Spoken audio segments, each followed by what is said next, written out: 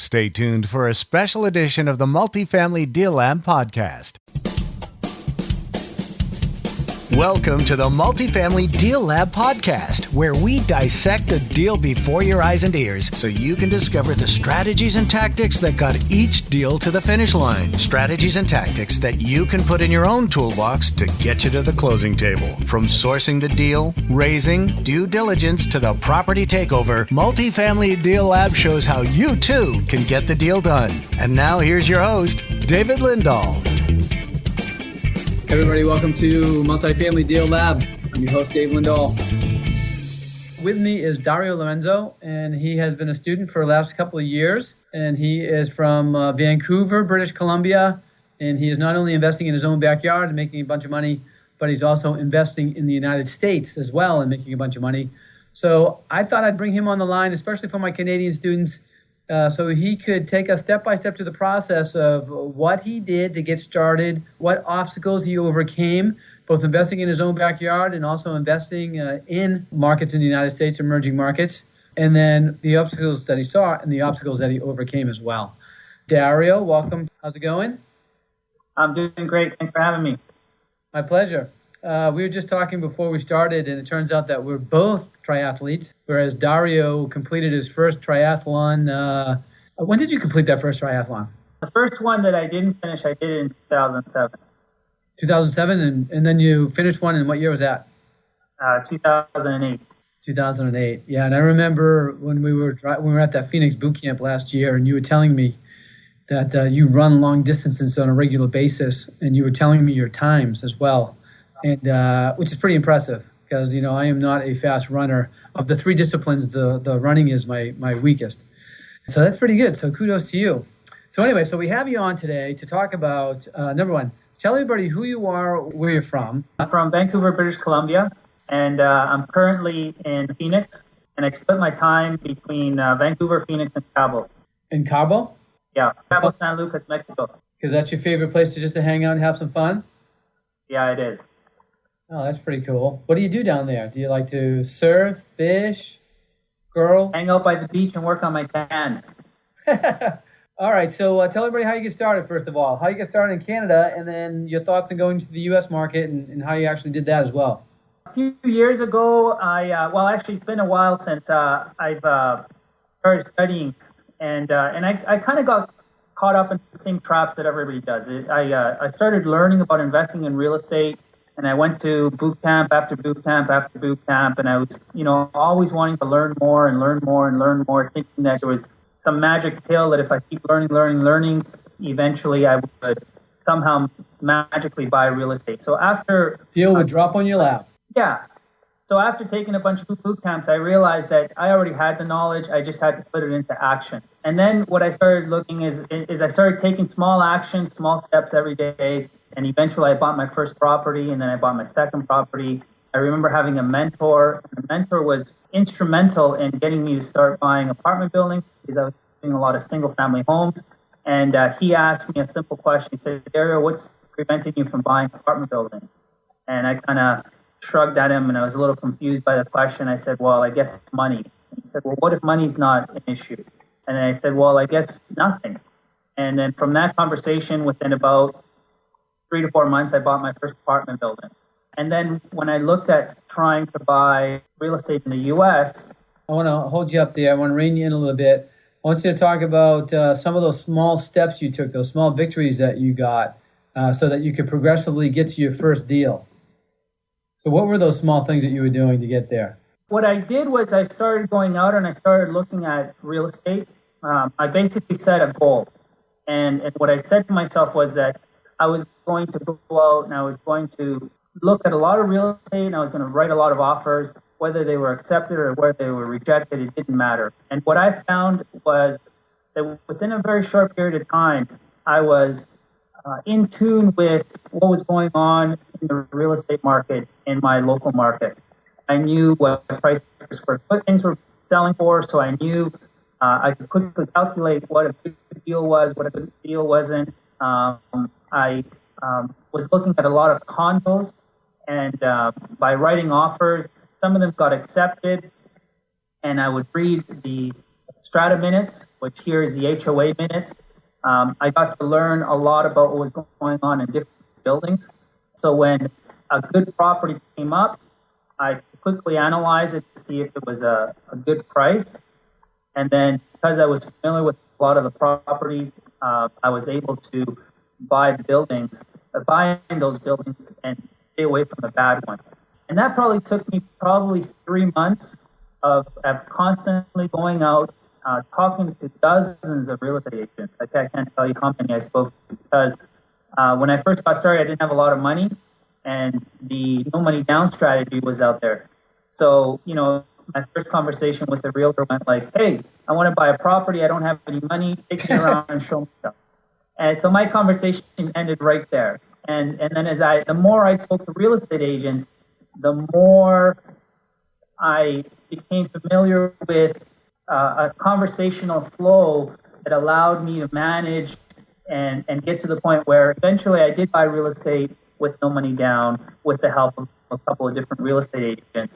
But it took some massaging the relationship and sort of understand that I knew what I was doing.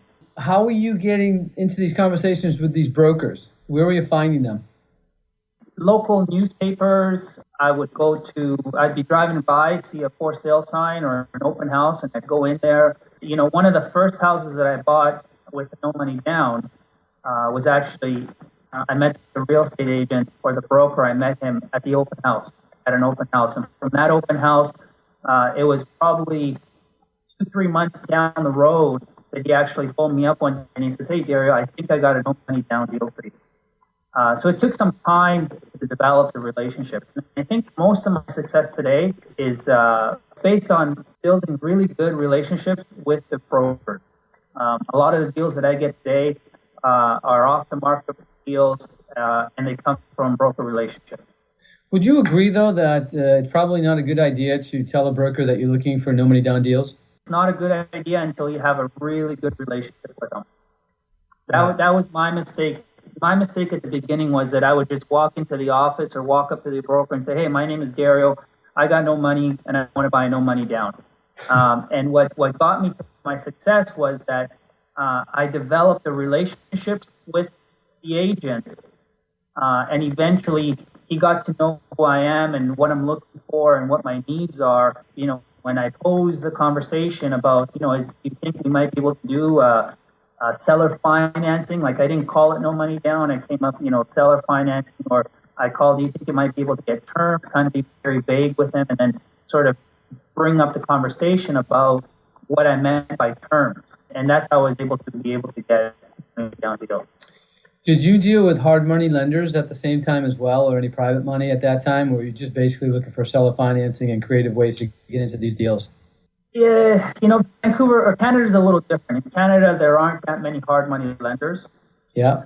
So for me, it was kind of tough getting started. It was tough getting getting financing from the banks in Canada is fairly difficult to start off with. So, my first deal was CMHC financing. Got 90% financing, which is the equivalent of HUD, Fannie Mae, Freddie Mac financing. 90% was the highest they would go at the time. And then I got the seller to agree to do the 10% seller financing. And the way I got around that was I was able to convince the real estate agent for us to sit down. He double-ended the deal at the seller's house for coffee and have a conversation about this. And at the coffee table, I brought up the issue of the seller financing. I asked him, I brought it up by asking, what are you going to do with the down payment money? And he said, well, I really don't need it right now, but I have to sell because I need to get financing to buy a house that I'm building. So he bought a lot, and then he get financing. And debt coverage ratio was out of whack. So he needed to sell and rent to get that debt off of his debt coverage ratio.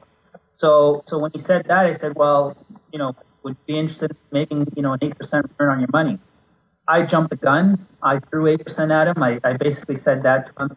And he kind of looked at me. He thought about it. And he said, well, let me think about it. And then 2 days later, he said, if you can prove to me that you've got the money to close, I'll lend you the money for the down payment. So now my challenge was, okay, I have to, I think at the time it was about $19,000 I had to come up with, and I didn't have it. So I had to prove to him I had $19,000 to buy the property so he could get me the seller financing. So then what I did was I went running around and I got my brother to provide me with a bank account where he had $19,000 in the account, and gave that to the seller. The seller saw it and he said, okay, we'll do the seller financing, and that's how I did the deal. Oh, that's pretty sweet. That's pretty creative. Hey, did you do any direct mailing campaigns out for your single families up in Canada? Not when I first got started. When I first got started, I kind of I hadn't done any campaigning. Getting lists in Canada is difficult, so you have to get creative. It wasn't until I took a different boot camp that gave me some ideas on how to come up with the list. Yeah. And then I was able to come up with lists, and then I did mail outs, and I was able to do a couple of lease options, seller financing, and I was able to get a couple of options on a couple of houses where I got an option and then I flipped it and made money that way. Okay, good. So you do a bunch of single families, and then you decide that, well, you had a mentor that said, what about apartments? You didn't really have a reason why you weren't doing apartments, and then you get your first apartment deal. What size was that? That was my first deal. Was a 60-unit apartment building. Did you say 16 or 60? 60. Oh, 60. Okay, and where was it? It was in a town called New Westminster, in a city in New Westminster. It's probably about 15 minutes outside of Vancouver. Okay. And I believe it was paid $65,000 a unit, and within a couple. Sorry? That's pretty steep. 65 a unit. Was that an A property? Yeah. It was a property, if I remember, it was built in, I'm trying to remember here, I think it was 89. It was a condo property. An investor out of Ontario owned it. He bought it out of foreclosure. This, again, was kind of one of those deals where I actually never owned this property. What I did was I flipped it. After what seemed like years of negotiating with the seller, because he was very sophisticated, he kind of knew what I was doing.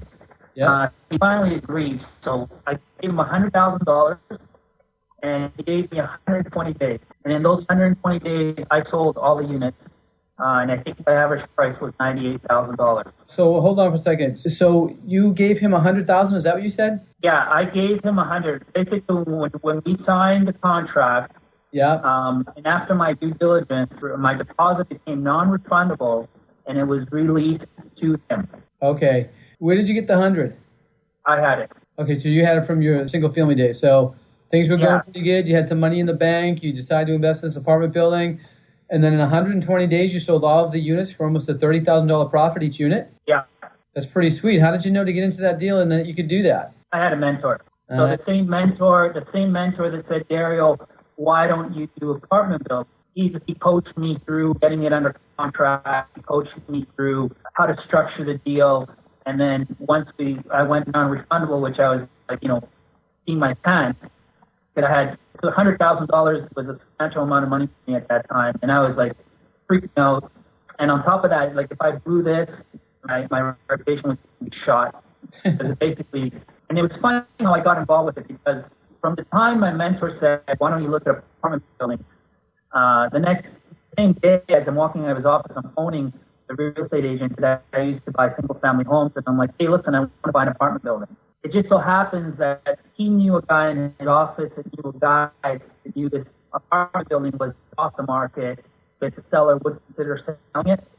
So it's kind of weird how I got it. And that's how, through relationships, I was able to get this building on the contract and sort of get a little more leeway when I maybe shouldn't have, because I was so green, I didn't know what I was doing, right?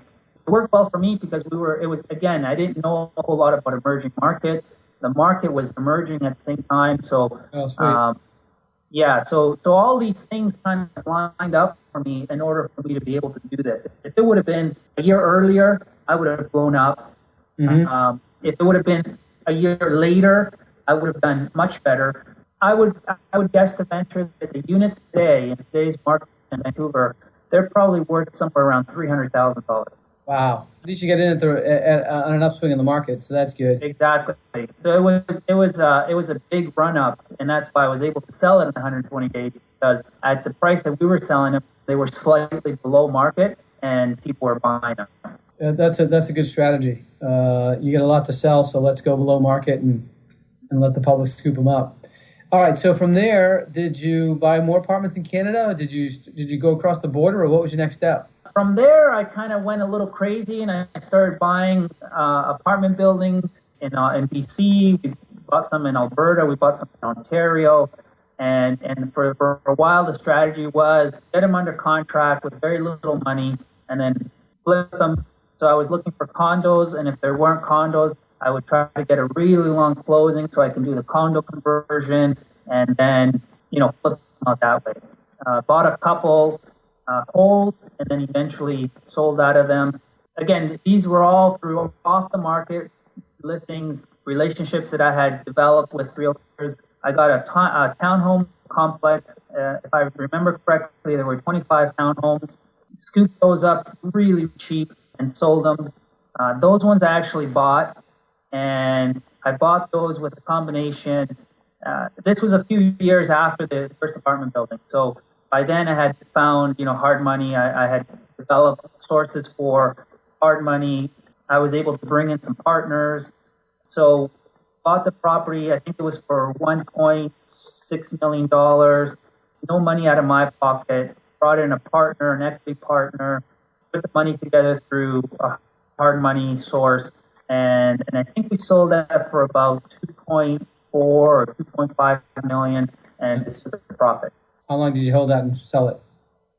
Oh, that was 90 days. Phew. Individually titled 16 condos. 20, I think it was 25 condos. They were townhomes style. Pretty sweet. They were brand new, never lived in. Awesome. All right, now let's talk about you going across the border and investing in the U.S. How'd that come about? So during that time where I'm doing all these deals, I want to learn more about real estate. I want to learn more strategy, so I continue learning. And I started looking south, right? What I saw was in Canada, apartment buildings that are condo mapped and that are large, there's very few and far in between. So I started looking down south, because down here there's more opportunities. It was 2004, 2005. The market was starting to go crazy. So I saw certain markets like Las Vegas, Arizona as good markets to come into. I jumped first to single-family homes, and I did a bunch of single-family homes. I was a little reluctant to get into the apartment side because it was a little more complicated. I didn't know what I didn't know. Mm-hmm. And what I got hung up with, which is what a lot of Canadians get hung up is they get hung up over the perfect structure that's going to minimize the amount of taxes that they pay. Okay. So they spend a lot of time and a lot of energy trying to figure that out. They spend a lot of money talking to CPAs, lawyers, accountants, trying to figure out what is the best structure. So I got caught up in that a little bit. And then I got to the point where I said, you know what, forget all that. I'm just going to go buy. And then, you know what, taxes, it is what it is, and I'll have to pay whatever it is. And I'll learn as I go, right? First make money, then worry about taxes, kind of what but what I found out through that process, I'm very, very careful to make sure that I follow the rules very, very carefully. Immigration has a bigger consequence to foreigners when investing in the U.S. than taxes, structure, anything. There's horror stories of Canadians buying a house in Blaine, which is, just on the other side of the border. They buy a fourplex. And they say, we're going to keep one for ourselves. We'll go down there for the weekend, and then we'll rent the other three out. And with the rental income, hopefully we pay all the stuff off, and it won't cost us anything, right? And so they go down to Blaine on the weekend, and they cut grass, and they're collecting the rent, and the tenant has a problem, so they go in and they fix it. And all those things are a violation of immigration. We're not, as foreigners, we can't work in the U.S., and we can't do anything that would take away the job of an American. So, you're collecting rents. That's a property management company. You're job way. You're cutting the grass. It's a landscaper's job. It's not. So as a foreigner owning investments, we can only own them we can't touch them, can't do anything inside of them, right? So this story that I was going down is one of the neighbors called immigration. Immigration came over, threw the couple into jail for 10 days, and then they got deported, and then they lost their assets were seized by immigration. Wow. So they lost home, they lost the fourplex, they lost everything. And now the worst thing about it is they can't come back to the U.S. for 10 years. And at the end of the 10 years, they have to ask for permission to be able to come in. Wow. For something as simple as that. That's crazy. Now, if it's a single family home and it's your second home and you live in it, then you can do all those things. You can cut your own grass, you can do those things because it's your residence.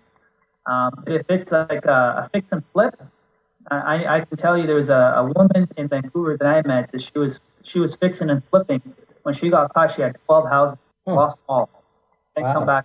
What she would do is she would come down here and her and her husband would actually do the renovations, and they would hire a bunch of workers, and then they would fix them and flip them, and that's how they got caught. One of the workers, I guess they got in some kind of disagreement. I don't know if it was a worker or a sub-trade. I never really asked her, but called immigration on her, and they came down, they caught her and her husband, deported them, and she was talking to me because she wanted to continue doing that, and she wanted to kind of partner up with me to do that. And I'm like, no, I don't want to be anywhere near you. If you got a problem with immigration, keep me out of it, right? So when I come down here, I'm very careful not to do anything. Well, which is a good thing because, what I teach is that you hire people to do those things and your job is to go out there and get more properties that will cash flow for you. So you're constantly creating relationships.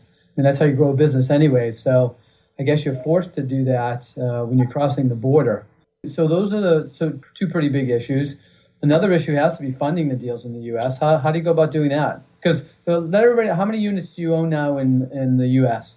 What I can tell you is that last year in 2011, I bought it around 450. I'd probably have to say I'm close to maybe 600 or 700. I was hoping to be able to buy more this year, but I've kind of cooled my deals. This year, I've only been able to buy 72. I'm looking at a couple other deals right now that hopefully I can close, and if I close them, they're going to be in the 200 unit range. Yeah. But sorry, what was the question? Oh, the other issue, funding. Okay, yeah, how are you funding these deals? Funding for Canadians, we don't qualify. So there's a couple of options that you can go. So a Canadian can hire an attorney, costs a few $1,000s, and you can get an investor visa. With an investor visa, you get a social security number. It's good for 5 years. And now you'll be able to qualify for HUD financing, Fannie Mae, Freddie Mac, all that kind of stuff. So you'll be able to get low interest rate, high ratio mortgages. If you don't go that option, you can still get financing. There's a few lenders available that I've been able to find and I've been able to use, and the rates will range from 5 to 7%. Loan to values will range between 50 and 70%, 75%. And what they're looking for, obviously, they're non-recourse loan. They want you to use a corporation. And what they're looking for is they're looking for you to have experience. If you don't have experience, they want you to have a partner that has experience. I haven't had any problem being able to find financing. Okay, so that's good. So financing is available. I know you get private money to fund the down payments and the closing costs of your deal. So how do you go about doing that? Yeah, so what I have is I set up a simple structure. I set up a U.S. corporation and I have a simple structure where it's for accredited investors only in Canada and in the U.S. And I raise money through that simple structure. And just recently, I finished putting together a private placement. It's going to be a blind pool, and it's going to be for sophisticated investors and accredited investors. And I'll be able to use that in Canada and in the U.S. It'll make it easier for me to raise more money because now I'll be able to go around or outside of accredited investors only. The way I've been able to raise money is through building relationships. I think that the business, real estate, raising money, it all comes from relationships. So I put myself out there to tell people that I'm looking to raise money. I'm looking to raise money for apartment buildings, and specifically in the U.S. I provide them on a regular basis. Once I get their email address, I ask them if it's okay for me to send them information, and I send them, articles about what's going on in the economy in the U.S. So these are primarily Canadian investors? Canadian. These are, yeah, mainly Canadian investors, yeah. Okay. I think there's a lot of Canadians that are interested in investing in the United States right now, whether it be through a syndicator like yourself or with themselves into their own apartment deals. Here, there's a lot of people interested. There's a huge, the number one Google word phrase in Canada right now is U.S. real estate. Really? And here in Phoenix, I think it's 38% of all the real estate sold is being sold to Canadians. Wow. Yeah. A lot. Mainly because Alberta and British Columbia, there's a lot of money there, a lot of wealth. So California, Las Vegas, and Arizona are a big target for those two provinces. Sweet. Let me ask you a question, a couple more questions.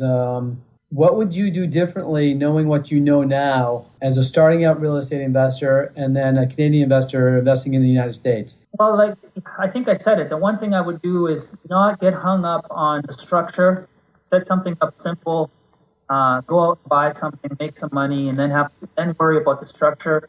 I actually did it. I read up a lot on immigration.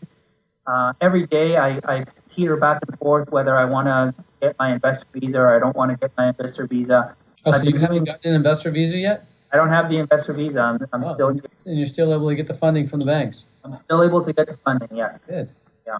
But I definitely would jump in sooner rather than later. I wasted a lot of time trying to figure things out. The only real way you can figure them out is just getting out there and taking action. Getting to bat, taking the swings. Yeah. All right. Well, first of all, I wanted to introduce you to all of my Canadian students because for the first time, we now have a Canadian coach, which Dario has accepted our invitation to become one of our coaches. So if you're somebody in Canada that's looking to invest in the U.S. and you're looking for somebody to coach you through the process, Dario is on our coaching staff now, which is a great thing. Another thing, too, is we've written a special report, the 5 most costly mistakes that Canadian investors make when investing into the United States. But Dario, in conclusion, what advice would you give anybody who's just starting out investing either in the United States or Canada in order to become successful? What are the first few things they need to do? You know, I would have to say coaching. Getting a coach, a mentor is going to be something that's going to make you, it's a world of difference. I know that when I first got started, it was a few years before I actually got any coaching, any mentoring, simply because I didn't know any better. If I would have known sooner, I would have done it. You know, who knows where I would have been if my coach didn't, my mentor didn't say to me, Daryl, what's preventing you from buying apartment buildings? I mean, maybe I'd still be buying single family homes and I'd be stuck with that. Who knows? But I relate to that. One question is a defining moment in my life that really made a huge impact and a difference from a person that was, outside the box. One of the things that he did for me too is he said, I want you to take down and I want you to write down what it is that you do every day and then apply what it would cost. So what would somebody get paid if you hired them to do all that, right? And what I got out of that is that, I was spending my day doing a bunch of things that, $15 an hour, $25 an hour, $30 an hour stuff. And then when we got down and we talked more, he's like, okay, so how much money do you want to make this year? And I'm like, well, $500,000 would be nice. And he goes, okay, well, if you work as many hours as you're working right now, and you wanted to make $500,000, how much money would you have to make per hour? And it definitely was not $15, $20, $25 an hour I had to make. I had to make like $500, $600 an hour, $700 an hour. And he said, well, what are the things that you can do that are going to make you earn that much money and forget about everything else? Hire other people to do those things for you. Figure out a way to get other people to do them for you so you can focus on making big dollars. Because that's what's going to make a real difference in your life. So that was also another thing that, the coach, helped me. Because, I was the guy that had the plunger and the tools in the back of my car, and I'd get calls in the middle of the night, and I'd run out there, and I was doing everything: collecting checks, leasing units, doing all the repairs. I basically had a maintenance man's job. Yeah, sure, I owned a bunch of real estate, but I was doing a maintenance man's job. Making a maintenance man wages at times too. Exactly, because and again, fortunately for me, the market was moving in the right direction because I didn't know any better. Yeah. Because if it was moving in the wrong direction, who knows what would have happened? Well, I think that one of the best parts about our program is the fact that we teach emerging markets. I wrote the #1 best-selling book for emerging real estate markets, and it point blank shows you what to look for to make sure that you're in a market that you get in when you first started out. But I reference one point that you made when you're talking about a mentor and a coach is, it was your mentor that said, what is it, what's stopping you from apartment buildings? And then after you made the decision to go into it, he's the one that helped you with that 60-unit building where you made over $35,000 per unit, which is like $1.8 million on the sale of those condos in 120 days.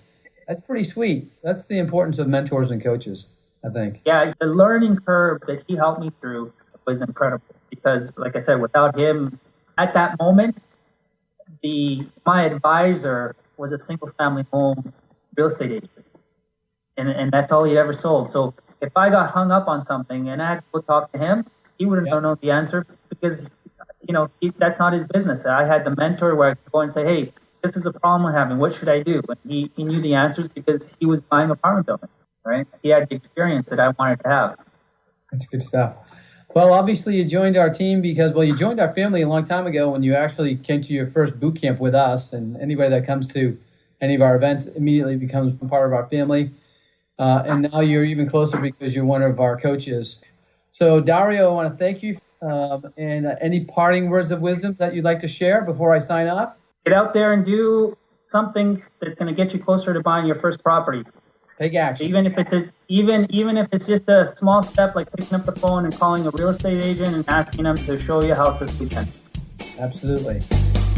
You've been listening to the Multifamily Deal Lab podcast, where the deals get done. If you'd like to learn more, visit davesfreebook.com. And don't forget to leave a 5-star rating and review and hit that subscribe button so you don't miss an episode. Thanks for listening.